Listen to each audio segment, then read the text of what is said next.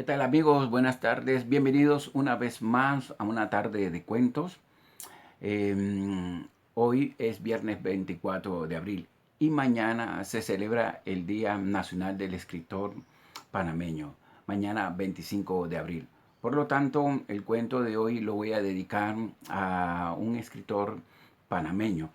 Eh, en esta ocasión no quiero contar el cuento, en realidad soy incapaz de poder contar este cuento, así que lo que voy a hacer es que lo voy a leer y con esto quiero celebrar el Día del Escritor Panameño. Este cuento es de un autor que tal vez no es muy conocido en el corpus de la literatura panameña o dentro de nuestro canon literario, y él es más reconocido como músico, pero Cáncer Ortega Santizo escribió este libro que se llama La cabeza del cangrejo, y precisamente es este cuento que titula el libro con el que quiero celebrar el Día del Escritor Panameño.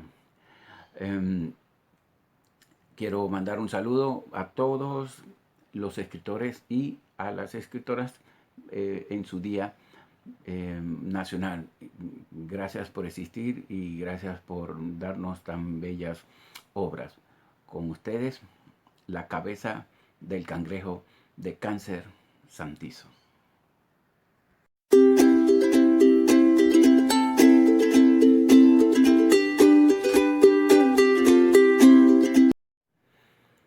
La cabeza del cangrejo, un cuento de Cáncer Ortega Santizo. Papá Cangrejo era muy trabajador. Sabía hacer maravillas con las manos. Con la práctica constante había desarrollado esas habilidades y con ellas se ganaba el sustento y mantenía a su familia. Su especialidad era hacer cabezas. Su hijo único en nada se parecía al padre, era vago, no le gustaba trabajar y se pasaba días y noches de parranda. Siempre estaba en compañía de mujeres tristes de la vida alegre y de amigos que no querían a nadie más que al vicio.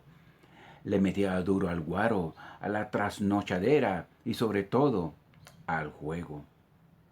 Esa era su perdición. Acostumbraba a arrancarse hasta por más de 3 días que pasaba metido en garitos de baja calaña, acompañado por tipos de la peor ralea. Después de la farra, cuando ya había bebido y apostado y perdido todo, regresaba a la casa de su padre, volvía sin un centavo en el bolsillo y con ropa sucia y vieja que no era con la que había salido de ella.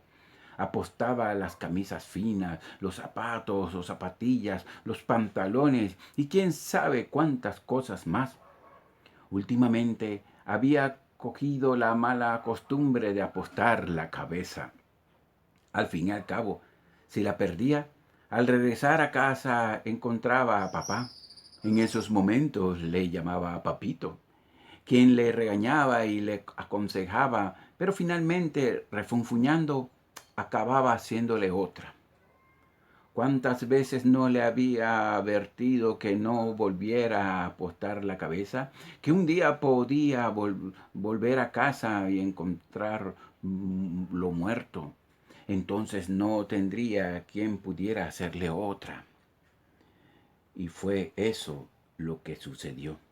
Un día, al regresar después de una de esas memorables parrandas de cosaco, con una terrible goma física a cuestas encorvándole la espalda y la goma moral que no le dejaba levantar la cara, se encontró con que algo raro sucedía. Venía derrotado. Había perdido todo, no le quedaba dinero y en vez de las elegantes ropas con las que había salido unos días antes de la casa, estaba cubierto de harapos, joyas, incluyendo el valioso anillo que antes de morir le regalara a su madre.